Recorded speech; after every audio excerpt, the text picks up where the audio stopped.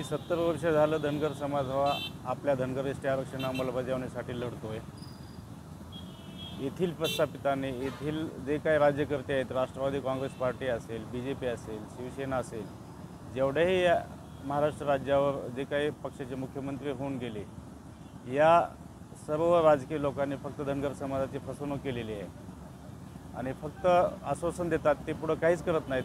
त्यामुळेच आम्ही मागच्या 28 जून ते 13 जुलै दरम्यान 16 दिवस आंदोलन उपोषण केलं होतं। आमची एकच मागणी होती किंवा धनगर एसटी आरक्षणाची अंमलबजावणी करा आणि या ठिकाणी खिल्लारी कुटुंबियाचं जे बोगस जातीय प्रमाणपत्र आहे ते रद्द करा। याच मागणीसाठी आम्ही आंदोलनात बसले असताना आम्हाला मुख्यमंत्र्यांनी 2 वेळेस सह्याद्री अतिथीगृह या ठिकाणी मीटिंग केली। त्या ठिकाणी आश्वासन दिलं की आम्ही तुमचे जे मागणी आहेत त्याच्या संदर्भात 8 ते 15 दिवसात तोडगा काढू, परंतु आता त्याला तब्बल 1.5 महिना झाले, सरकारने कसल्याही प्रकारचे पावले उचलले नाहीत। त्याच्यामुळे आम्ही परत या ठिकाणी आमरण उपोषणाला बसलेलो आहेत आणि आता या ठिकाणी आमच्या मागण्या मान्य झाल्याशिवाय या ठिकाणी इथून तसबुर हलणार नाहीत।